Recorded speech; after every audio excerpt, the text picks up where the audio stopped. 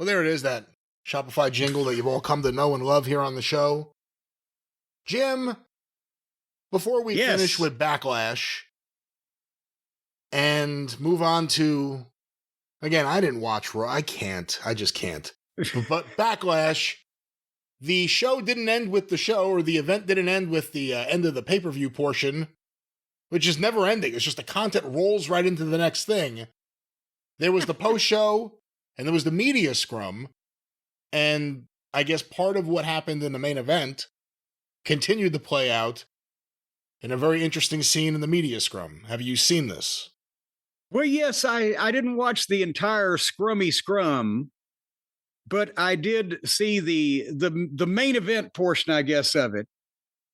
Because Triple H is sitting there, and he's talking, and suddenly John Cena comes out and stage whispers, "I'd like to have a word." So, okay, well, I didn't know this was happening, Triple H says, but let's let the GOAT have his say. And Cena sits down and he starts talking for a minute, and then suddenly you hear, "Oh, wait, where's John? Where's John?" And R-Truth comes in, and he's like, John. I can't even remember what he said. I'm just like, oh my God, I can't believe they're going to do this. But he's always been the John Cena fan.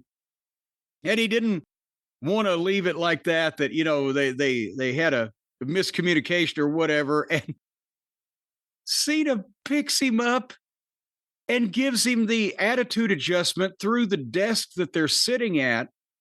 But it's in a press conference atmosphere, and I guess they didn't tell everybody this was going to happen, and nobody knows whether to cheer or boo or say boo to a goose, as Adrian Street would say. So everybody in the room sits there in complete silence. So the guy goes through the table, and it's like somebody just did it in a library.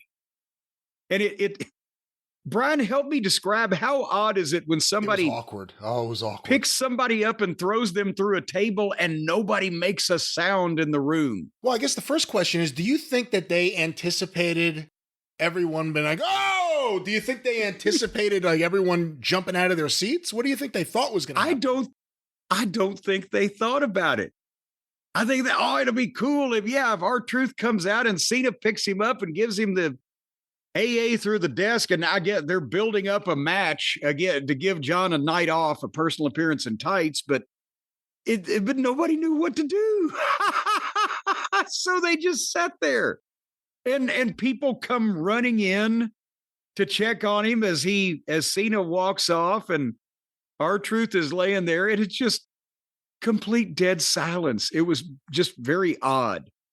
It's hard having a backstage fight or a fight with no people there because there's no feedback and no, crowd noise. But in this case, it was the oddest thing I've ever seen because there were people there and there was still no crowd noise. So it was odd, off-putting, possibly. It would have been nice if like Bill Apter or Keith Elliott Greenberg did a run-in and tried to save R-Truth. Just something to make it a little more believable. Wally Yamaguchi, who was it? Jimmy Suzuki, Eddie Gilbert made bleed on TV. Just yes, something happened there. What do you think of the idea they're doing this in the last year of Cena with limited dates? In a way, the end of a long-time sub-storyline of some sort? Of this weird friendship / idolization of Cena by R-Truth?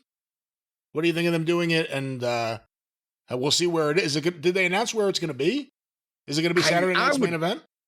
I would think it's going to be Saturday night's main event, but that's the thing. It's an easy match for John Cena to have. They can advertise him wrestling. There's some type of story behind it. R-Truth is going to take good care of him. So I'm not even opposed to them having that match because they can't all be 25-minute main events, in his last year. But just the AA through the fucking desk in the silent room was just odd. It was very strange.